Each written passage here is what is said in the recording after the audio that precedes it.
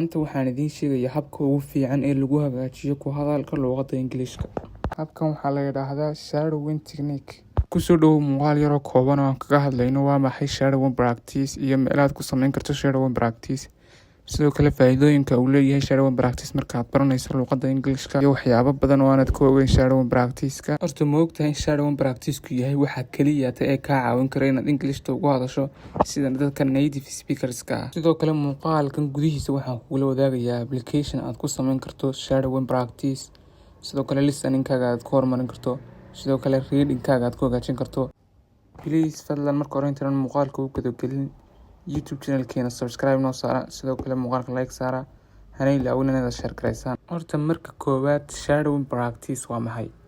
Shadowing practice qeexidda ugu kooban ee ku qeexi karno waxa weeyaan inaad qof waxa uu leeyahay aad ka daba tiraahdo si aad ula qabsato pronunciation-ka luqadda Ingiriiska.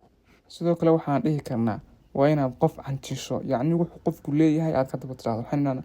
Markan waxaan idhaahno oo qofku waxaan leenahay naga daba idhaahdo waxaan idhaahdaa maxaad ii canshaysaa. marka shadowing practice si kooban waxaad oran kartaa waa adigoo qof kale canshilaya ama qof kale iska dhigaya waxa uu leeyahay. Shadowing practice faa'iidooyin aad iyo aad u badan ayuu leeyahay barta lagu soo koobi karin.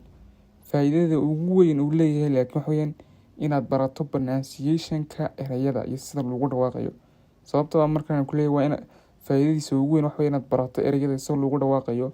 Wadiga qof baa eray buu dhahaya eraygu ka daba dhahaysa marka qof baad canshinaysaa sidii wixii u lahaa ayaad ka daba oranaysaa. marka faa'iidada ugu weyn waxa weeyaan inaad pronunciation ku barato aad wax badan ku celceliso marka qofku dhahayo ka daba tiraahdo waxaad baranaysaa pronunciation. Sidoo kale shadowing practice waxay kuu suurto gelinaysaa marka aad shadowing practice samayso inaad si degdeg ah ama si fudud luqadda Ingiriiska ugu hadasho oo aanad ka fikirin. Shadowing practice markaad samayso si sahlan ayaad luqadda ugu hadlaysaa, si degdeg ah oo safiix ayaad luqadda ugu hadlaysaa.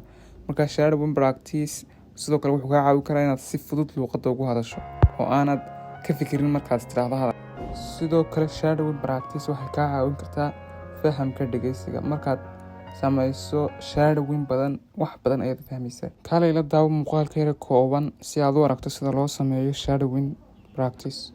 When I was 11, the point being is when I was 7, When I was 11, the point being is when I was 7, I wanted to be an actress. I wanted to be an actress. And I wanted to live my dream. And I wanted to live my dream. And when I was 11, I had a casting director. And when I was 11, I had a casting director. Waxaan rajeynayaa markaad muuqaalka daawatay inaad fahantay basically waxa uu yahay shadowing practice. Shadowing practice waa in qof waxa uu leeyahay aad ka daba tiraahdo ama sidaan kuu sheegay inaad qof canjisho ama qof iska dhigto. marka shadowing practice oo kaas daba kale aan kula wadaago application ka caawin kara inaad samayso shadowing practice kaasoo gabi ahaanba free ah, wax lacag aan laga qaadayn.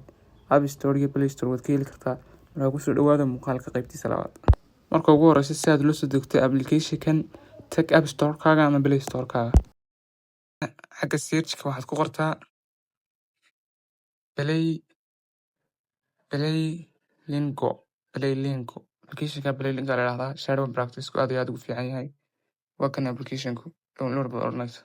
markuu application-ku inoo soo dego kadib ayaan tusayaa sida loo isticmaalo. marka intii application-kii Playlingo inoo soo degay marka kaalay su'aalo yar baa la weydiinayaa tana kadib gudaha u gelin application-kii Playlingo saa ugu dhufanaysaa. Welcome to another dooranaysaa luqadda aad u baahan tahay inaad barato. luqadda doonaysaa inaad barato marka inagu English bin barana continue dhahayna luqadda ku hadashaa. marka Soomaali baynu nagu nahay. Soomaali xitaa waad ka heli karaysaa. Soomaali xagga hoose ka baarina Soomaali waa kan luqadda Soomaali kan dooranay. level-kaaga dooranaysaa. inagu intermediate bas ka dooranaa. hore soconaynaa. magacaaga gelinaysaa halkan magacaan gelinaya gudaha soconaysaa. maalintii wuxuu qoranayaa waqti intee lag baad haysaa maalintii wada application-kan isticmaali kartaa. marka inagu 10 minute baan daysanaa adigu 5 minute ka dhigi kartaa 20 minute si aad waqtiga u badiso in baad kulba natiijo fiican u helaysaa. marka 10 minute baan daysanaa. tan wuxuu qoranayaa notification ku soo dirmo baahada hay'ad baan dhahaynaa allow gudaha nu galeynaa. netna iska taa xagan waxa uu tijaabinayaa xogtaad galsay waxaad soo akhrisanayaa kadib gudaha nu gelinaa application-ka continue iska dhahaysaa. marka lacag yaxbu ku weydiinayaa plus ka taa waa kan ku soo baxay home ka taabanaysaa. kadib waxaad geysanaysaa mid aad doonaysa inaad practice ku samayso iminka application kan oo kale aan geenayaa watch baan ku dhufanaynaa shadow one practice halkan baan ku sameynaynaa. I thought I told you to come down to dinner. I told you to come down to dinner. Not hungry. I am not hungry. You come out or I'll break down the door. You come out. I will break down the door.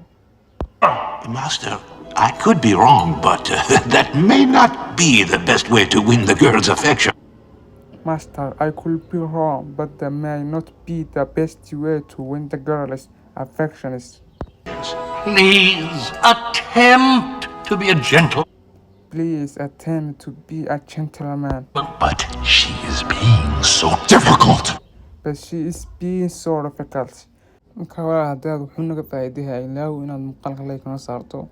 Sidoo kale muuqaalo badan oo xiriir wada joogta oo aan dhalinyarada kaga caawino si luqadooda Ingiriiska u horumariyaan ayaan soo gali doonaa YouTube-kan.